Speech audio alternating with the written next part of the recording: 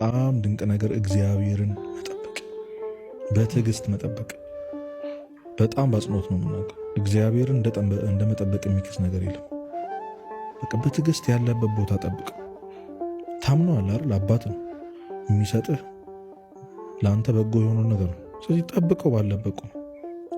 ስንት ዓመት ልጠብቀው ካልገኝ አላውቅም። እስኪሰጥ ጠብቀው፣ እስኪገለጥ ደህና እስኪያደርግ ካለህበት የኃጢአት ስርዓት እስኪፈታ ድረስ በትዕግስት መጠበቅ። ብዙዎች እግዚአብሔርን የጠበቁ የታገሱ ሰዎች ተክሰው አይተናል። እግዚአብሔር ሲክስ ደግሞ በጠበቀው ልክ ብቻ አይደለም፣ እጥፍ ድርቡ ነው። በትዕግስት ልክ አይደለም እንጂ እኛ መች ትዕግስት አለን? እያማረር ነው እኮ የምንጠበቀው። ግን አይኖ በጣም ይከብዳል እግዚአብሔርን መጠበቅ። ምክንያቱም የምታየው ነገር የለም፣ ሲሰራ የምታየው ነገር የለም። ምግብ ቤት ቁጭ ብለህ እኮ ቢያንስ የሚኮሻኮሽ ድስት ትሰማለህ።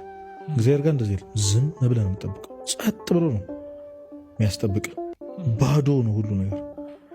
በዜሮ ዝም ባለ ድምፅ ውስጥ እግዚአብሔርን ቆሞ እንደመጠበቅ የሚክስ ነገር የለም። የእግዚአብሔርን ፈቃድ በሕይወት እንደመክተት የሚያዋጣ ምርጫ የለም።